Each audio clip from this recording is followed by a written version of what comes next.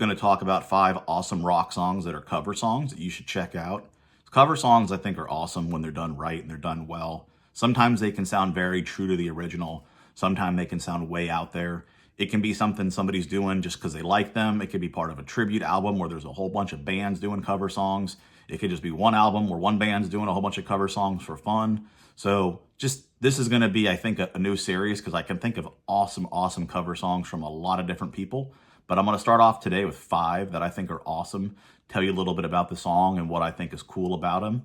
And then what's going to happen is in this, I can't actually put the song because there's copyright concerns, but I'm going to make 5 shorts. So starting the day this comes out, there'll be a playlist and description. There's 5 shorts that are made. The shorts will have the song if you want to hear it. There's also a playlist where you can just listen to them, playlist for other stuff, and I'll have timestamps in the description that you can navigate if you want to hear the songs, like, click through them that way. Manic Monday, originally from the Bangles in 1985, covered by Reliant K in 2004. This was initially on their 10th anniversary of their album called Oomph, weird name for an album, but it was then shortly after that put on a compilation that's done by Fearless Records. It's called the Punk Goes series. It was Punk Goes Pop, the first few, but then the 4th one that they did was Punk Goes 80s, where they just took 80s covers that people did in the pop punk world, and this was actually the opening track on that as well. This song was covered by other people. Green Day did it pretty popularly or pretty well known, but I think the Reliant K is such a better pop punk version. It's a really cool version of the song.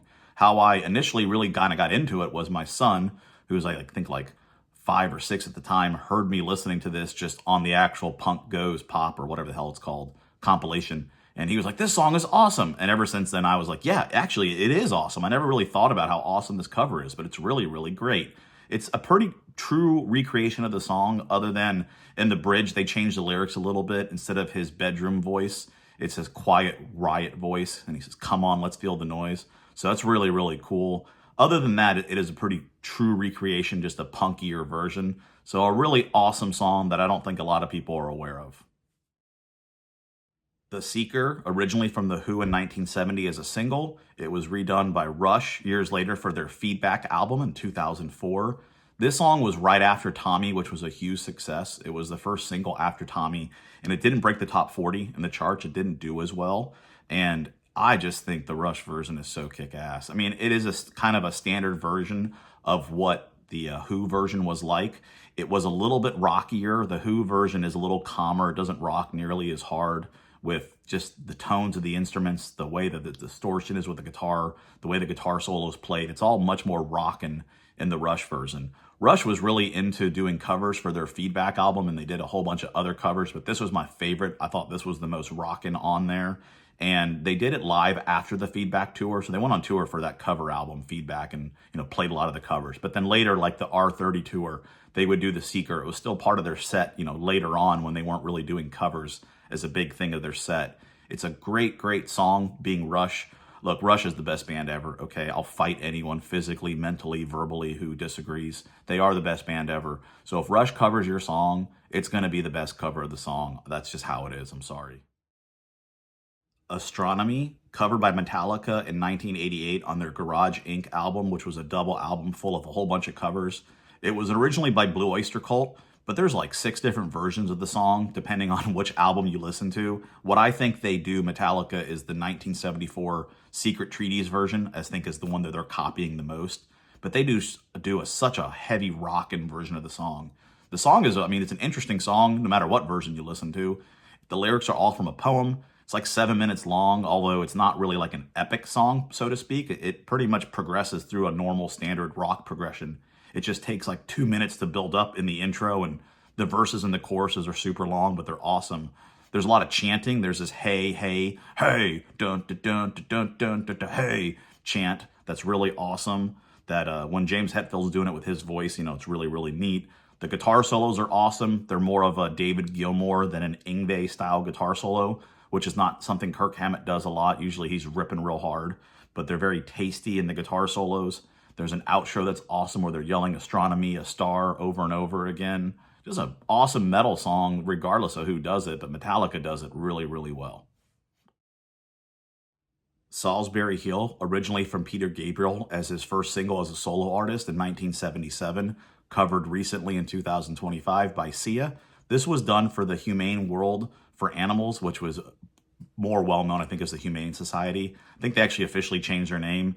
This was to highlight that, but also just highlight the cause of the humane world in general.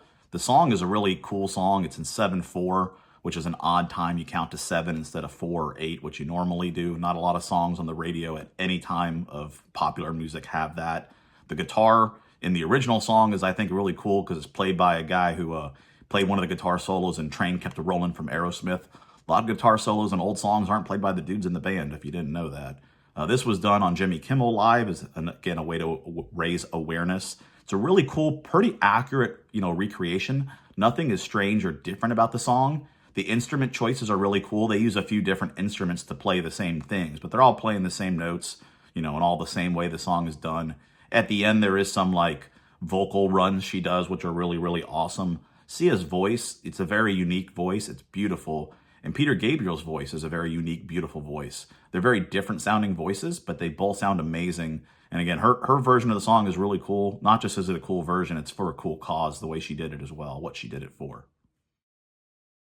Come On Eilenne, originally kind of a one-hit wonder from the Dixie Midnight Runners in 1982. Also kind of a one-hit wonder for, say, Ferris when they did it in 1997 on It Means Everything. It was the first single from this album that came out. This band was big in the 90s locally in the Orange County kind of music scene. It's a ska recreation. It's a ska band, and it's a ska cover of the song. They actually won some contests for the Grammys, local band showcase, or I don't even know if it was local bands. I think they actually won the contest in New York, but they played at something that was, very related to the Grammys, and that's how they got big. And they didn't do this song initially as an album song they were going to do. But from their live scene and getting well known in the live scene, people heard them playing this live. And when they recorded it, when they were asked to record it as part of the album, it ended up becoming the first single. And I think it was their only real hit. The original song has a lot of weird instruments. This has a lot of weird instruments. They're just ska instruments instead of the weird kind of banjos and fiddles and stuff. So just a really awesome ska version of a cool song that was really cool and strange kind of to begin with, with the instruments, and making it ska kind of makes a lot of sense.